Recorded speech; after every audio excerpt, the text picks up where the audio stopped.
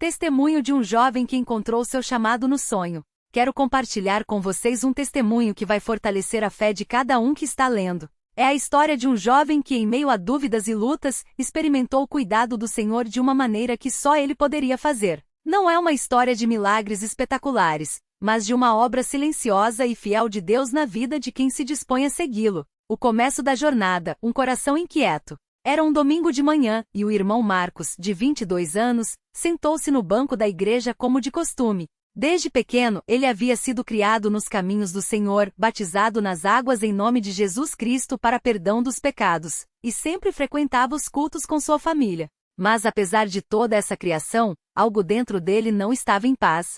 Marcos trabalhava como auxiliar administrativo em uma pequena empresa, mas sentia que aquilo não era o que Deus havia preparado para ele. Ele orava, pedia direção, mas as respostas pareciam demorar. Às vezes pensava, será que Deus realmente tem um plano para mim? Será que eu estou no lugar certo? Essas dúvidas o acompanhavam, e ele não tinha coragem de compartilhar com ninguém, nem mesmo com seus pais. Uma noite após um culto, ele ficou sozinho no templo, ajoelhado, derramando seu coração diante do Senhor. Senhor, eu quero te servir, mas não sei como. Mostra-me o teu caminho. Não quero viver uma vida sem propósito. As lágrimas escorriam enquanto ele orava em línguas, clamando por uma resposta. O sonho que mudou tudo. Naquela mesma noite Marcos teve um sonho. Ele se viu em um grande salão cheio de jovens, e estava à frente deles, falando sobre a palavra de Deus. Não eram palavras suas, mas algo que fluía com uma autoridade que ele nunca havia sentido antes. No sonho, ele olhava para aqueles rostos e via que eles estavam sendo tocados, alguns chorando, outros sorrindo, como se uma carga estivesse sendo tirada deles.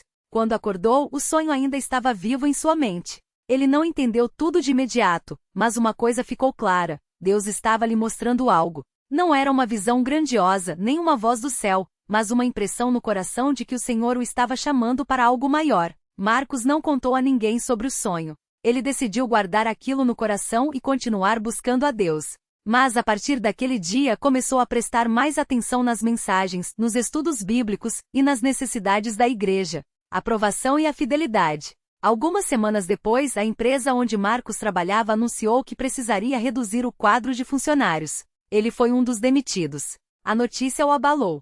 Agora, como vou pagar minhas contas? Como vou ajudar em casa? As dúvidas voltaram com força, e o desânimo bateu à porta. Mas mesmo em meio àquela prova, Marcos não deixou de frequentar os cultos. Ele sabia que se desistisse agora, estaria perdendo a bênção que Deus tinha para ele. Continuou ofertando, mesmo com pouco, porque acreditava que a fidelidade a Deus vem antes de qualquer coisa. Um domingo, após o culto, o cooperador da igreja, irmão João, aproximou-se dele. Marcos, eu notei que você tem sido fiel, mesmo nessas dificuldades. O Senhor tem algo para você. Que tal você começar a ajudar na classe dos jovens?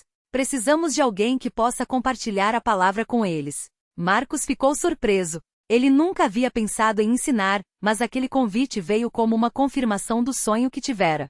Sem hesitar, ele aceitou. O ministério se revela. Nos primeiros dias, Marcos sentia-se inseguro. O que eu vou falar para esses jovens? Eu não sou nenhum pregador. Mas à medida que ele se preparava, orando e estudando a Bíblia, as palavras começaram a fluir. Ele não falava com eloquência, mas com sinceridade, e isso tocava os corações daqueles jovens. Um dia, após uma das aulas, um jovem chamado Lucas, que sempre parecia distante, aproximou-se dele. Irmão Marcos, eu nunca tinha entendido assim as coisas de Deus. Obrigado por me ajudar a ver que ele se importa comigo. Aquilo foi um marco para Marcos. Ele percebeu que Deus não estava apenas falando com ele, mas através dele. O sonho começava a se tornar realidade. A confirmação e a multiplicação da bênção. Com o tempo, Marcos foi ganhando mais confiança. Ele começou a participar das visitas evangelísticas, levando a mensagem do evangelho para outras pessoas. Em uma dessas visitas conheceu um rapaz chamado Daniel, que estava afastado da igreja. Daniel tinha muitas dúvidas e questionamentos, mas Marcos, com paciência, compartilhou sua própria jornada de fé. Eu também já me senti perdido, Daniel. Mas Deus nunca me abandonou. Ele tem um plano para você também. Daniel começou a frequentar os cultos novamente. E após algum tempo, decidiu se batizar nas águas em nome de Jesus Cristo para perdão dos pecados. Ver aquela vida sendo transformada foi uma das maiores alegrias que Marcos já havia experimentado. A lição aprendida: Deus trabalha no silêncio. Hoje Marcos serve na obra do Senhor com os jovens, e seu ministério tem abençoado muitas vidas. Ele aprendeu que Deus não nos mostra tudo de uma vez, mas nos guia passo a passo. Às vezes a resposta vem em um sonho, outras vezes, através de um irmão que nos convida a servir. O importante é ficar firme, mesmo quando não entendemos. Deus não nos promete uma vida sem provas, mas promete estar conosco em meio a elas. Se Ele chamou você, Ele vai te capacitar. Não desista. Um convite à reflexão. Se você está lendo este testemunho e pensa, será que Deus tem um plano para mim também? Saiba que a resposta é sim. Ele conhece seu coração, suas lutas, suas dúvidas. Não importa onde você esteve ou o que já fez, Deus está pronto para te usar. Talvez você esteja passando por uma prova difícil, como Marcos passou. Talvez esteja se sentindo inseguro, sem saber qual é o seu lugar. Mas lembre-se, Deus não escolhe os capacitados, Ele capacita os escolhidos. Se você se dispuser a segui-lo, Ele vai te mostrar o caminho. Confia no Senhor de todo o teu coração e não te estribes no teu próprio entendimento. Reconhece-o em todos os teus caminhos, e Ele endireitará as tuas veredas. Provérbios 3, 5, 6. Glória ao nome santo do Senhor. Amém. Aprovação que veio como um fogo selvagem.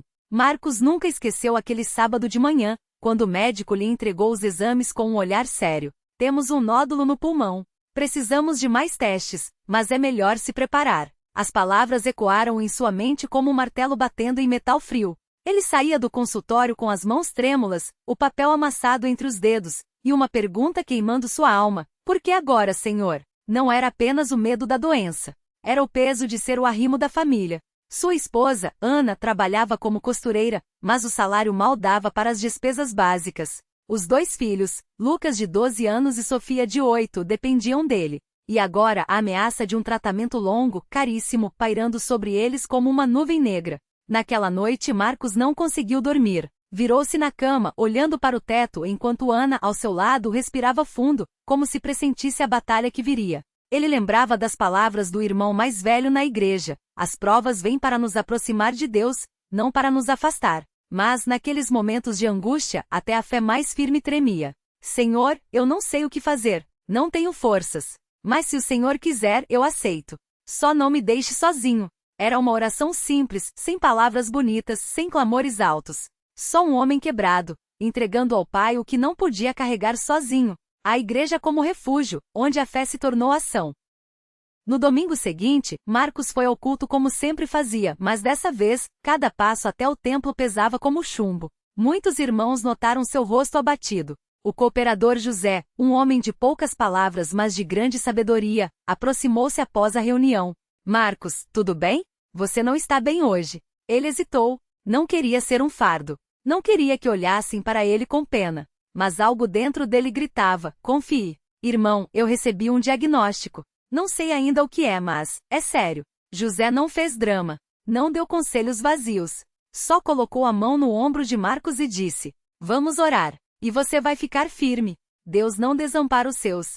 Naquela semana, a notícia se espalhou entre os irmãos de confiança. Não houve fofocas, nem olhares de curiosidade. Houve silêncio, oração e ação. A irmã Maria, uma senhora que já havia perdido o marido para um câncer anos antes, chegou até Ana com um envelope. Irmã, o Senhor me colocou no coração para te dar isto. Não é muito, mas é com amor. Dentro, havia exatamente o valor da consulta com o especialista que Marcos precisava. Não era um milagre espetacular. Era Deus usando mãos humanas para suprir uma necessidade. O jejum que quebrou as correntes.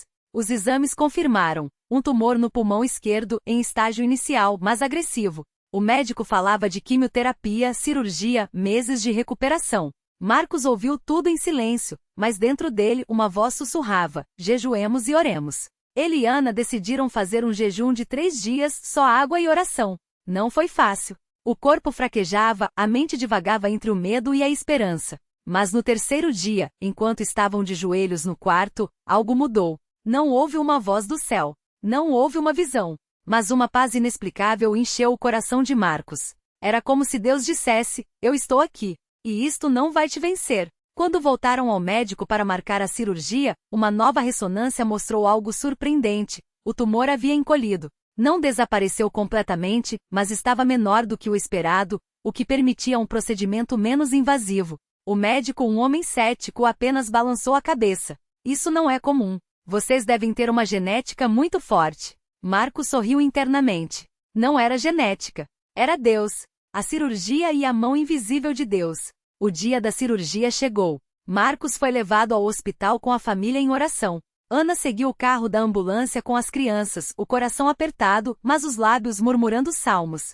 Dentro da sala de operação, enquanto a anestesia fazia efeito, Marcos sentiu um calor estranho percorrer seu corpo. Não era febre. Não era medo. Era como se alguém estivesse segurando sua mão. Quando acordou, a primeira coisa que ouviu foi a voz do médico. Tudo correu melhor do que esperávamos. Conseguimos remover todo o tecido afetado sem complicações. Você vai se recuperar bem. Ana chorou. Lucas e Sofia abraçaram o pai como se não fossem soltá-lo nunca mais. Mas o que mais marcou Marcos não foi a notícia boa. Foi o que aconteceu uma semana depois. O encontro que mudou tudo, quando Deus usa os improváveis. Marcos ainda estava em recuperação quando recebeu a visita de Rafael, um jovem que havia conhecido anos antes na igreja, mas que se afastara após uma briga com a família. Rafael chegou sem avisar, com olheiras fundas e um cheiro de cerveja no hálito. Sentou-se na varanda sem jeito e disse: "Ouvi dizer que você passou por uma cirurgia. Vim, não sei, ver como você está."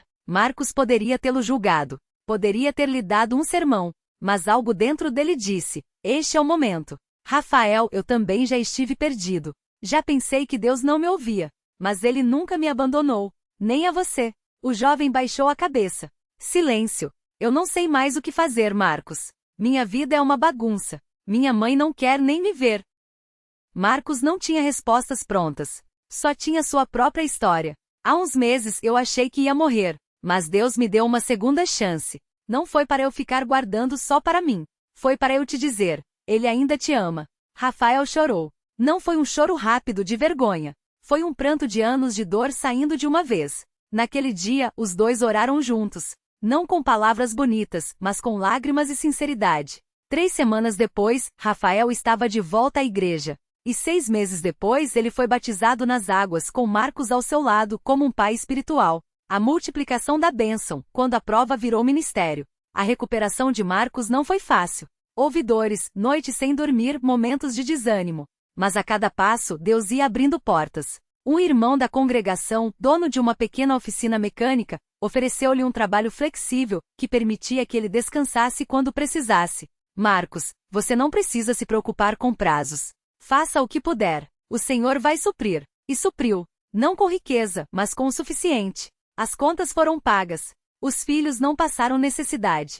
E o mais incrível, Marcos começou a ser usado por Deus de maneiras que nunca imaginara. Ele passou a visitar hospitais, levando palavras de ânimo a outros doentes. Não como um super-herói da fé, mas como alguém que entendia a dor. Uma vez, uma senhora idosa, internada com um câncer avançado, seguiu sua mão e perguntou: "Por que Deus permite que a gente sofra tanto?" Marcos não deu uma resposta pronta. Só contou sua história. E quando terminou, a senhora sorriu pela primeira vez em semanas. "Obrigada. Agora eu sei que não estou sozinha." O sonho que confirmou o chamado. Uma noite, depois de um dia exaustivo de visitas, Marcos teve um sonho vivo. Ele estava em um grande campo, cheio de pessoas com rostos abatidos. De repente, uma voz, não ouvida mas sentida, disse: "Alimente meus cordeiros." Ele acordou com o coração acelerado. Não era um sonho comum. Era uma direção. No dia seguinte, procurou o cooperador responsável e disse: "Irmão, eu sinto que Deus está me chamando para trabalhar mais diretamente com os doentes e os desanimados. Não sei como, mas eu preciso obedecer." O cooperador ouviu, orou, e depois de algumas semanas, Marcos foi designado para liderar um grupo de apoio na igreja, um espaço para quem estava passando por provas de saúde, desemprego ou luto. Não era um cargo de destaque. Não havia holofotes. Mas era exatamente onde Deus queria que ele estivesse. A maior lição: Deus não nos tira das provas, Ele nos transforma nelas. Hoje, anos depois, Marcos olha para trás e vê a mão de Deus em cada detalhe. Na crise financeira que o ensinou a confiar no suprimento divino. Na doença que o aproximou de Deus como nunca antes. No jovem Rafael, que se tornou um irmão em Cristo e hoje serve na obra. No ministério simples, mas que já trouxe de volta dezenas de pessoas para os pés do Senhor. Ele aprendeu que Deus não nos promete uma vida sem tempestades, mas promete estar no barco conosco. Se eu pudesse voltar atrás, não tiraria nenhuma das provas que passei, porque foi nelas que eu conheci o Deus que sustenta, que cura, que restaura. Não da maneira que a gente quer, nem no tempo que a gente espera, mas do jeito dele que é perfeito. Um convite para quem está lendo: você não está sozinho.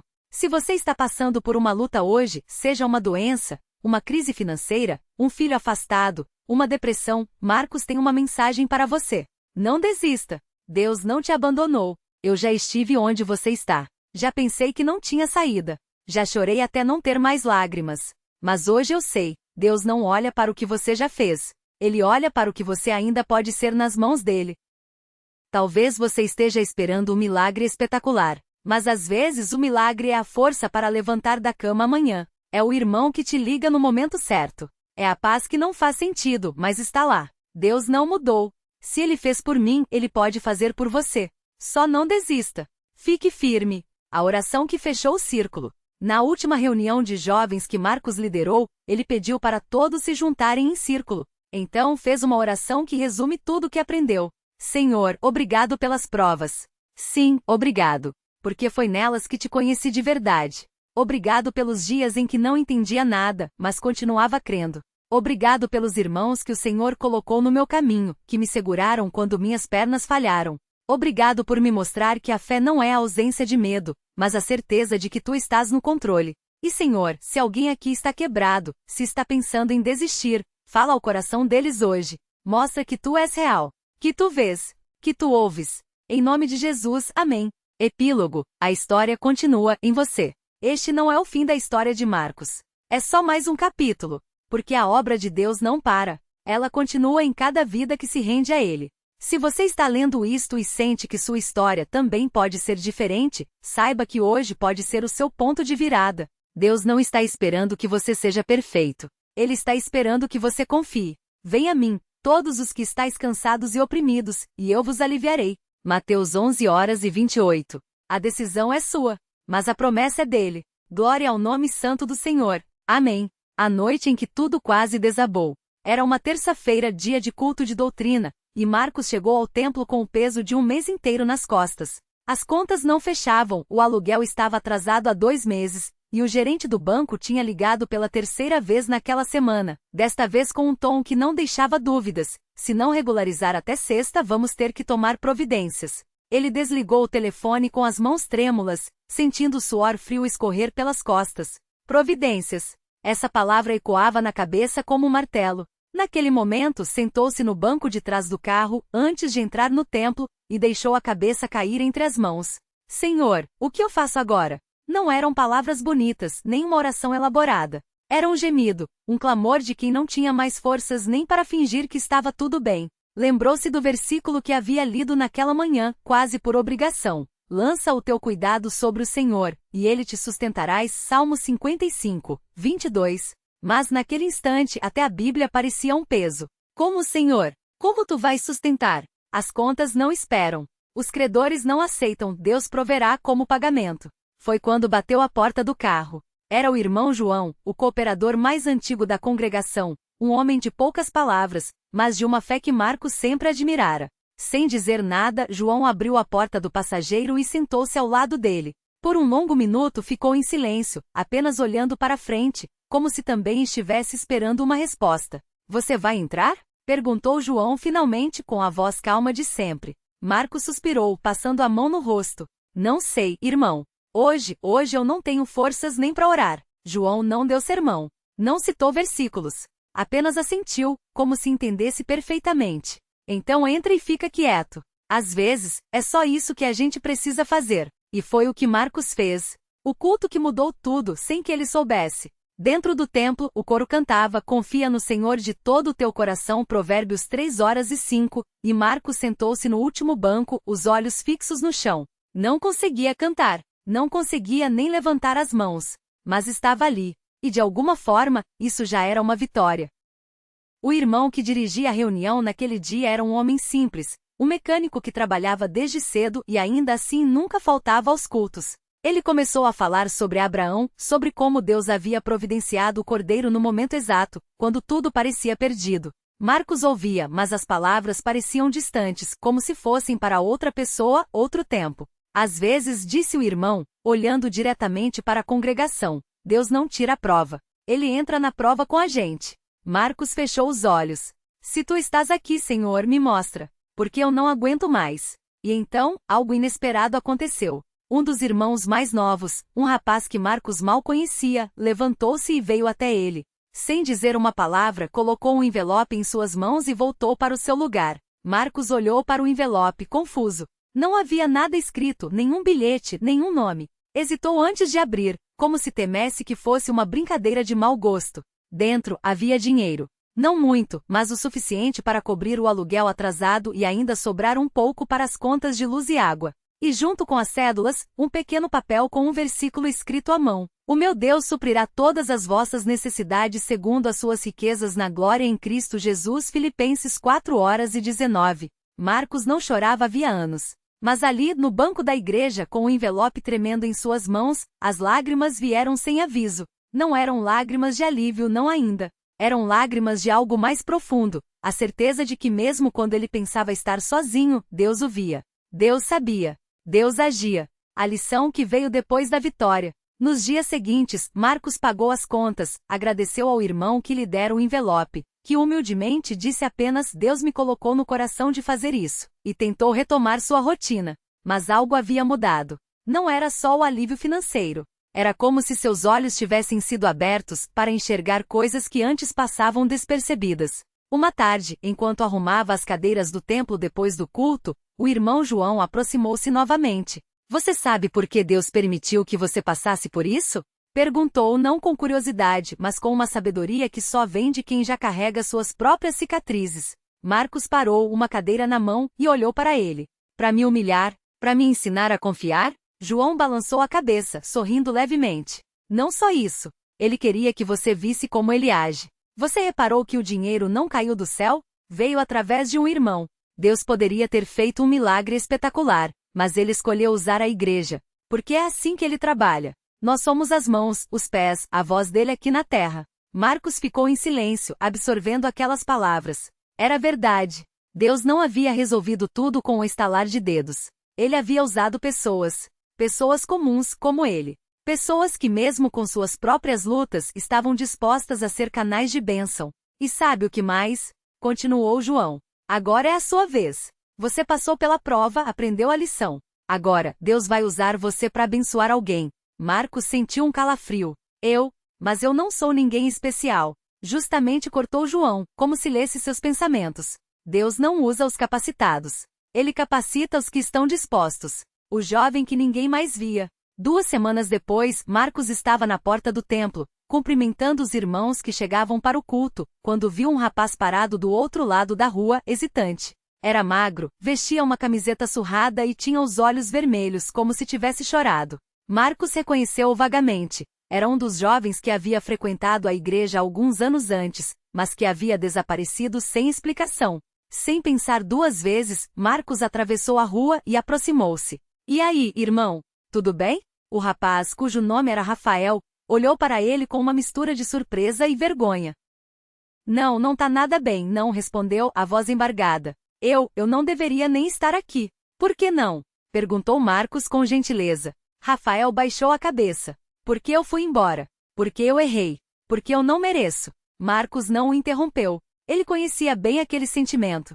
Sabia como era se sentir indigno, como se Deus tivesse uma lista de pessoas que não podem mais entrar. Sabe, disse Marcos, depois de um momento, eu também já pensei isso. Que não merecia. Que tinha feito coisas demais para Deus me querer de volta. Mas tem uma coisa que eu aprendi, Deus não olha pro que a gente fez. Ele olha pro que a gente quer fazer agora. Rafael olhou para ele, os olhos brilhando. Mas e se eu não conseguir mudar? Marcos sorriu, não com otimismo barato, mas com a certeza de quem já esteve no mesmo lugar. Ninguém consegue sozinho. Por isso a gente tem a igreja. Por isso a gente tem ele. E naquele momento, Rafael entrou no templo pela primeira vez em anos. O jejum que quebrou as correntes. Nos meses seguintes, Marcos e Rafael começaram a se encontrar semanalmente. Não eram encontros formais nem aulas de Bíblia. Eram conversas honestas, às vezes no banco de uma praça, outras vezes tomando um café depois do culto. Rafael contava sobre sua luta com as drogas, sobre as noites em que havia dormido na rua, sobre a vergonha de enfrentar a família. Marcos ouvia sem julgar, porque ele também tinha suas próprias batalhas. Mas havia algo que Rafael não conseguia superar: o vício. Ele havia tentado parar várias vezes, mas a tentação era forte demais. Uma noite, depois de um culto, ele desabou: eu não aguento mais, irmão. Eu oro, peço perdão, mas amanhã eu caio de novo. Parece que não tem saída. Marcos lembrava-se bem daquele desespero. Mas desta vez, ele não tinha apenas palavras para oferecer. Ele tinha uma estratégia. Você já tentou jejuar? Perguntou. Rafael franziu a testa. Jejuar? Tipo não comer? Não só isso. Jejuar é mais do que ficar sem comida. É ficar sem tudo que te afasta de Deus. É um tempo para se humilhar, para dizer: Senhor, sem ti eu não sou nada. Rafael ficou em silêncio, pensativo. E se eu não conseguir? A gente faz junto, respondeu Marcos sem hesitar. Eu jejuo contigo. A gente ora juntos. E se cair, a gente levanta. Porque a vitória não é nossa. É dele. E assim eles começaram. 3 dias de jejum. 3 dias de oração intensa. 3 dias em que Rafael lutou não só contra a fome física, mas contra os demônios que o perseguiam há anos. E no terceiro dia, enquanto oravam no templo vazio, algo mudou. Não foi um milagre espetacular. Não houve vozes do céu nem luzes brilhantes. Mas quando Rafael abriu os olhos, havia uma paz que ele não sentia há muito tempo. Uma certeza quietinha, mas firme: você não está sozinho. E daquela data em diante, Rafael não tocou mais nas drogas. O batismo que fechou um ciclo. 6 meses depois, em um domingo ensolarado, Rafael estava de pé na piscina batismal, vestido com a túnica branca, os olhos brilhando não de lágrimas, mas de uma alegria que só quem foi libertado conhece. Marcos, agora um cooperador oficial da congregação, estava ao seu lado, segurando a Bíblia aberta em Atos 2:38. Arrependei-vos, e cada um de vós seja batizado em nome de Jesus Cristo para perdão dos pecados, e recebereis o dom do Espírito Santo. Antes de mergulhá-lo nas águas, Marcos olhou para Rafael e disse baixo, só para ele ouvir: lembra quando você achava que não tinha mais jeito? Pois é, Deus faz isso. Ele pega o que está quebrado e faz algo novo. E quando Rafael emergiu das águas, não foi apenas um jovem molhado que saiu dali. Foi um filho de Deus livre e perdoado com um futuro pela frente. A carta que Marcos nunca esperava receber. Anos depois, Marcos recebeu uma carta. Não era um e-mail, nem uma mensagem no celular. Era uma carta de papel, escrita à mão com selo e tudo. O remetente Rafael. Irmão Marcos, eu não sei se você se lembra de mim. Talvez sim, talvez não. Mas eu nunca vou esquecer o dia em que você atravessou a rua para falar comigo. Nunca vou esquecer as noites que a gente orou juntos, os jejuns, as vezes que você me ligou só para saber se eu estava firme. Hoje eu sou um cooperador também. Não sou perfeito, ainda tropeço, mas agora eu sei para onde correr quando caio. E o mais incrível, agora eu sou aquele que atravessa a rua para falar com alguém que está perdido. Obrigado por não desistir de mim. Obrigado por me mostrar que Deus não desiste da gente. Seu irmão em Cristo, Rafael. Marcos guardou aquela carta como um tesouro, porque ela não era só um agradecimento. Era a prova de que uma vida pode mudar outra, que uma semente plantada na dor pode florescer em bênção. O dia em que Marcos entendeu o propósito das provas. Anos se passaram.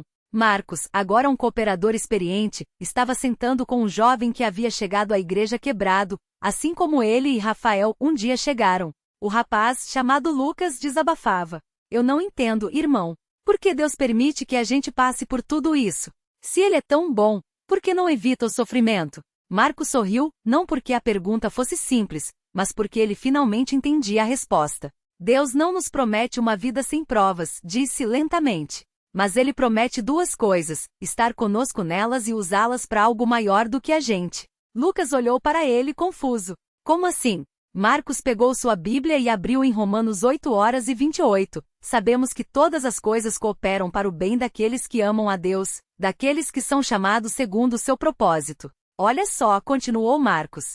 Se eu não tivesse passado pelaquilo que passei, eu não estaria aqui hoje falando com você. Se Rafael não tivesse caído, ele não teria aprendido a se levantar. E se a gente não tivesse aprendido a se levantar, a gente não poderia estender a mão para ninguém mais. Lucas ficou em silêncio, absorvendo aquelas palavras. Então, as provas têm um propósito? Perguntou finalmente. Marcos assentiu. Não são para nos destruir, são para nos preparar. Porque Deus não quer só nos salvar, Ele quer nos usar. O legado que continua. Hoje Marcos ainda frequenta a mesma congregação. Ainda oferta mesmo quando as contas estão apertadas. Ainda ora por aqueles que estão quebrados. E de vez em quando um jovem chega à igreja com os olhos cheios de vergonha e medo, ele atravessa a rua, senta ao lado dele e diz: eu já estive onde você está. E se Deus fez por mim, Ele pode fazer por você. Porque essa é a essência do Evangelho na Congregação Cristã no Brasil. Não são palavras bonitas, são vidas transformadas.